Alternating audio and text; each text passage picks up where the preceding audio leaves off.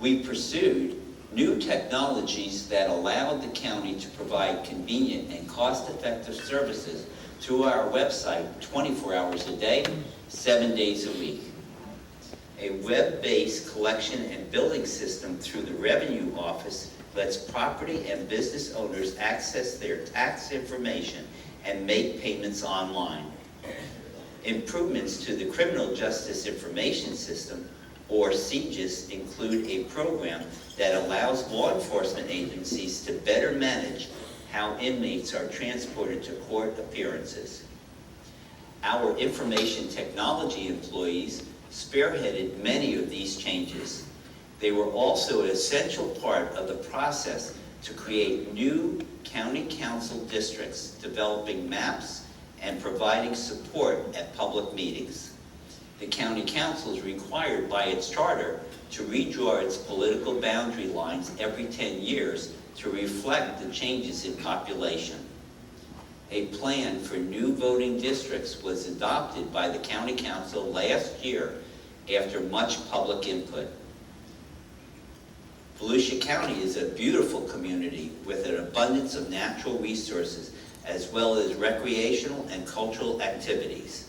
Our citizens made good use of these amenities in 2011, visiting our parks and participating in programs and tours in record numbers. The Marine Science Center was visited by a record 62,000 people last year, a 21% increase from 2010. If you haven't visited the center, what are you waiting for? The Stingray Touch Pool alone is worth the trip. This pool lets you touch stingrays as they swim in their giant aquarium, and it was a big hit with my grandson. The Touch Pool was added last year and funded entirely by donations from the center's nonprofit support group. The Marine Science Center is also a busy animal hospital with thousands of birds and hundreds of sea turtles brought in for emergency care. The University of Florida's aquatic medicine program now supplies the center's veterinary services. This is a major step forward in our care of injured wildlife and an opportunity to develop more partnerships with UF. Volusia County has an outstanding park system that attracts thousands of visitors who enjoy everything from sporting events and fishing to nature hikes and historic programs. To give you some idea of how popular these facilities are, our ball fields were used by more than 168,000 people in 2011. We work hard to keep our parks in tip-top shape, a challenging goal because there is less money available for maintenance and improvements. Last year, in response to requests from many residents in Northeast Volusia, the County Council opened its third dog park. This one at the Michael Crotty Bicentennial Park in Ormond Beach. These parks give man's best friend a safe place to run and play and are very popular with our citizens. Many of the county's environmental, cultural, historic, and outdoor recreational facilities have been enhanced by the Volusia Echo program. Funded by a voter-approved tax, this outstanding bricks and mortar grants program has added much to our quality of life, and we're very proud of all that has been accomplished. Echo funding has also augmented our trail network to the tune of $1 million annually. 6 miles were added to the East Central Florida Regional Rail Trail in Southwest Volusia, expanding the county's trail network to almost 30 miles. These trails enhance Volusia's nature-based tourism and boost the local economy by drawing visitors who come to play and stay to enjoy our hotels, stores, and restaurants. Trail projects planned for this year will extend the Spring to Spring Trail and the Rail Trail. Both systems are part of the St. Johns River to Sea Loop, a 300-mile trail through 5 Florida counties. Environmentally sensitive property, once targeted for development, became part of the Doris Leeper Spruce Creek Preserve in 2011. The purchase of the 225-acre Stenaki tract using the funds from Volusia Forever was a significant step in the county's goal of conserving land around Spruce Creek. Approved by the citizens at the same time as Volusia Echo, Volusia Forever is a nationally recognized program aimed at protecting water resource and outdoor recreation lands.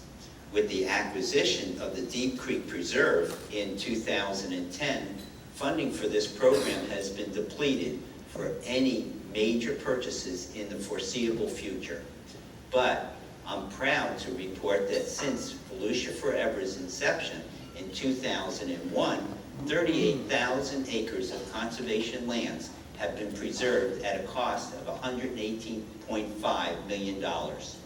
This includes almost $40 million from the county's partnership with federal, state, and local agencies that are all committed to protecting our natural resources. The library is another county service that experienced an impressive number of visits in 2011, more than 3.5 million. That's because our libraries do so much more than just loan books and movies. They are a wonderful community resource for people of all ages. County libraries can provide up-to-date information on job searching, as well as access to government services and forms. We have also gained many new virtual users who tap into our online database or download audio and ebooks. Another service seeing an increase in users was Votran, the county's public transportation system. Last year was the 4th year in a row that Votran's ridership grew, and it's also marked the start of the downtown trolley service in Daytona Beach. Transportation funding challenges have led to productive partnerships with Volusia cities and other public and private agencies to improve and maintain our infrastructure. A prime example is the Dunn Avenue extension over Interstate 95, which opened last year. This almost $7 million project was unique because of the multiple funding partnerships, federal, state, county, city, and private, that pushed construction ahead by 10 years. Another example is the county's partnership with the city of New Smyrna Beach, which allowed the Turnbull Bay Bridge to reopen after it was closed last summer to prepare for structural repairs. Responding to the concerns from residents and businesses, the county and the city paid for temporary repairs that will keep the bridge open until this fall, when it will close again to allow a replacement bridge to be constructed. Of equal importance to our physical infrastructure is our social infrastructure. The county in 2011 changed how it awards funding for children and family services to allow us to stretch a limited amount of money as far as possible. The new funding process prioritizes the areas of greatest need and determines which agencies or programs can best meet those needs. Community agencies are encouraged to collaborate and develop strategies to provide these services. Affordable and available housing is critical to the health and well-being of Volusia families. Federal funding from the Neighborhood Stabilization Program was used by the county to buy 35 foreclosed homes that were potential sources of blight in their communities. The homes were repaired and received energy-efficient upgrades. 23 have been sold or are under contract to income-eligible first-time homeowners. Using the same funding source, the county partnered with the Haven Recovery Center to purchase 4 foreclosed houses that will be renovated into 8 housing units. Haven Recovery Center, which provides substance abuse and mental health treatment, will rent them to very low-income households to provide safe, decent, and affordable housing and help prevent homelessness. Haven Recovery Center also manages the county's substance abuse treatment program for inmates. This addresses the interrelated problems of drug abuse, mental illness, and jail overcrowding. More than 245 people have successfully completed the 2-month in-jail component of the program and were released to community-based treatment. Now in its 3rd year, this program has offset more than $1.1 million in jail costs. But more importantly, it provides participants with hope and the opportunity to become productive citizens.